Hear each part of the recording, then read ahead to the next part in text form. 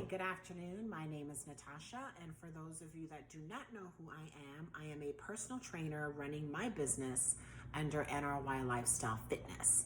And today's subject that I'm going to be speaking to is with reference to what it is that is expected of the client when they come on board with a personal trainer. Okay, so there's a couple different things that I'm going to speak to, and I hope this resonates positively with some of you. All right, so first thing that I want to share is thank you first for tuning in and taking the time to listen. And I hope some of what I'm sharing is resourceful, and not only does it apply to my business, but this would apply to any other business out there, whether it's personal training, consulting, whatever the case may be. Okay, so first and foremost, when you employ a personal trainer, okay, in a franchised facility, there are forms that you fill out. Those forms that you're filling out outline the terms and agreement of the business that you're getting involved in as far as employing a personal trainer. Okay, you go through the terms and the agreement, you sign off on it, and then you have to pay your dues, right? Typically, when you employ a personal trainer through a franchised facility or any type of gym, right? Any type of gym, they're usually taking your credit card and they're putting it on file. They're putting your credit card on file, and your card is getting billed every month when that package is up, when that package has expired, okay, and ready to be renewed. All right. There is no calling the customer, your payment is due, get your payment in, none of that. Your card is on file until you cancel it. Some gyms even lock you into a contract, right? They lock you into a contract that's, 3 months, 6 months, a year, whatever the case may be. A lot of the gyms do this because they want to keep you accountable to your goal. And psychologically, if you know, okay, I've already paid, X amount for X amount of time, I need to stay committed to this, it typically will keep you committed to doing it because that's your money. Okay, so that's the franchised or any type of gym environment, all right? Is as an independent trainer, which is what I am. I'm an independent trainer. I work for myself. Up until this point, I don't work in anybody's facility. I handle my own payments. I do all of that. I run my business, okay? When you come on board with me, there's a terms and agreement document that you follow as well, right? However, I don't take your card and put it on file, and I don't lock you into a contract. That's me being considerate to you and not wanting to put that stipulation on you, right? However, it should be respected, right? It should be respected. So when you have a situation like that, that's something to be thankful to, because you're not going to get that always, in any type of environment, especially when you're getting with a personal trainer that knows how to help you. You need to be respectful to this, especially, when they're giving you their all. They're giving you their all. So all you need to do in return is be respectful to that, okay? If your payment is due, your package is ended, your payment is due, you get your payment in. Personal trainers shouldn't even have to hound you down. They shouldn't even have to ask you about that. You should just know, I've got to get my payment in. Let me take care of this right now, right? If your personal trainer tells you that your package ends at this time and your payment's due at this time, then you need to go ahead and you need to take care of that immediately, right? So that's something to take into consideration. Let me just kind of flip the script for a minute. If I were your boss and I came to you, today's payday, right? And I came to you and I said, Jack, I can't pay you today. I don't have the money, but I'll pay you next week. Is that okay? I don't think that's going to be okay. I highly doubt that's going to be okay. especially if you've got financial obligations or responsibilities, right? It's no different, right? It's no different. So just things that you need to really take into consideration, okay? Secondly, in a franchised facility, they give you X amount of sessions that you can miss, but you have to give them, I believe it's 12 to 24-hour notice, okay?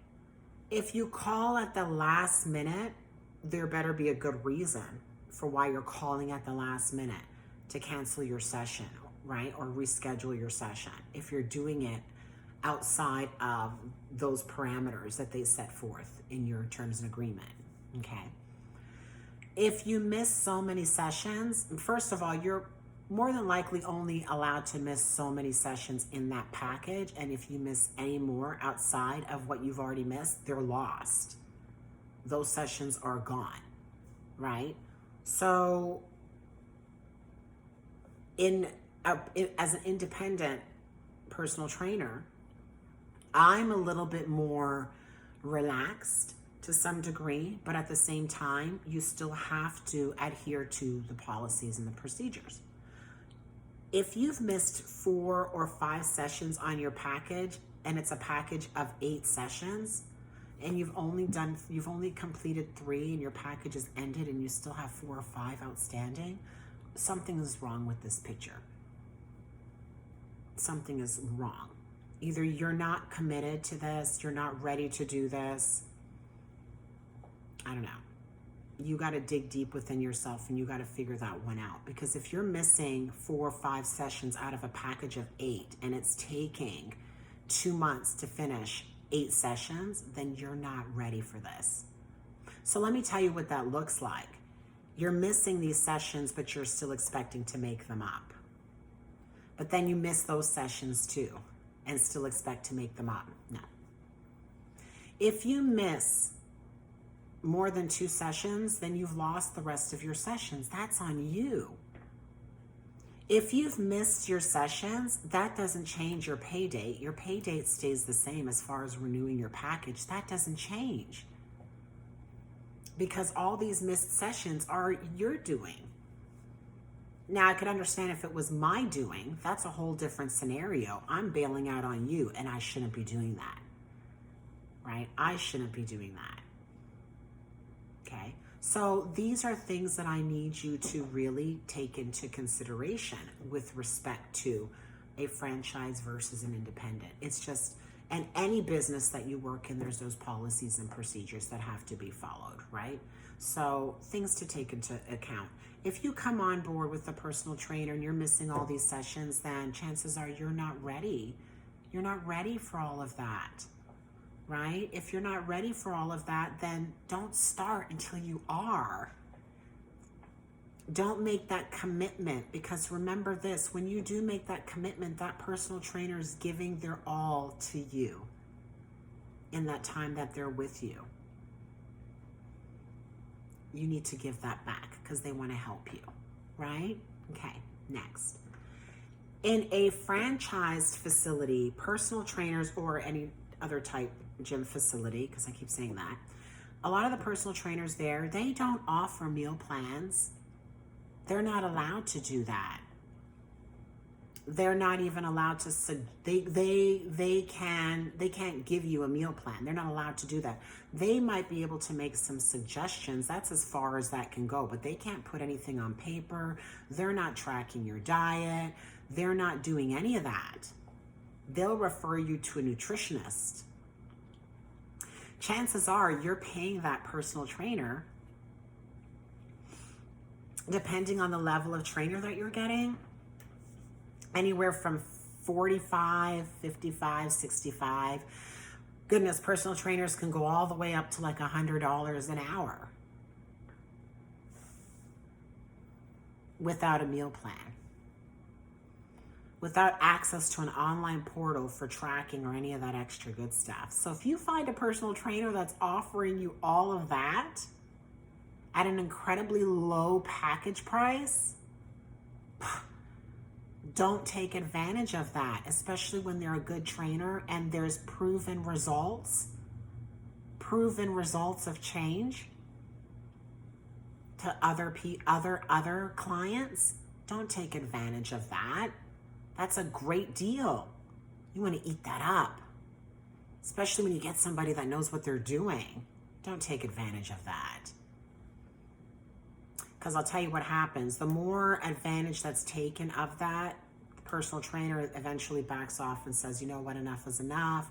I'm going to increase my prices to reflect my, to reflect my strengths as a personal trainer and my ability to be able to help others. And I'm going to take out the meal plan. That's now an a la carte.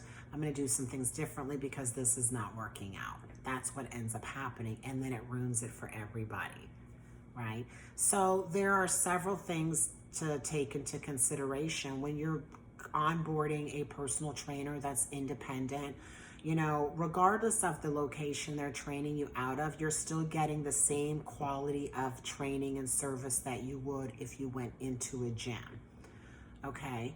And near there, that doesn't change anything. You still need to be respectful to the fact that they're here to help you.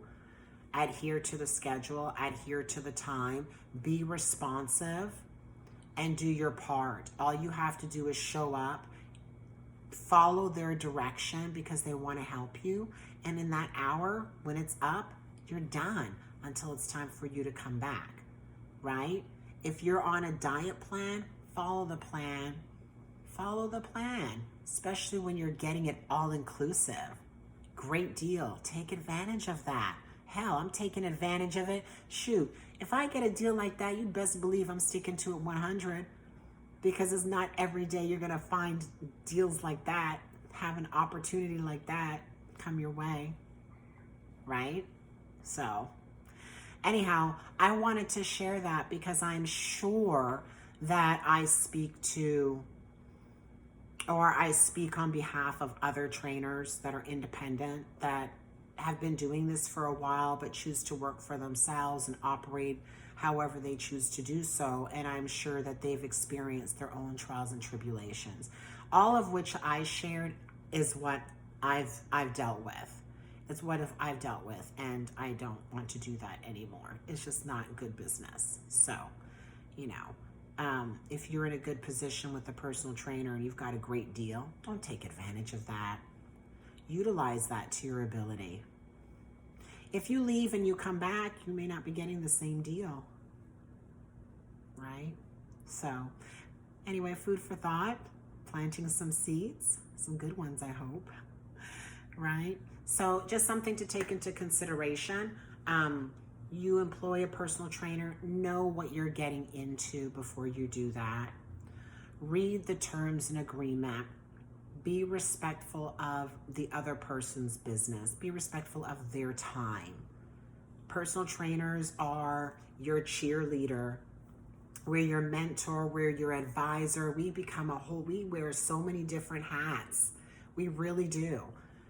Especially when we work independently, we work for ourselves. We're running our own business. We're responsible for the marketing. We're responsible for the accounting, the bookkeeping.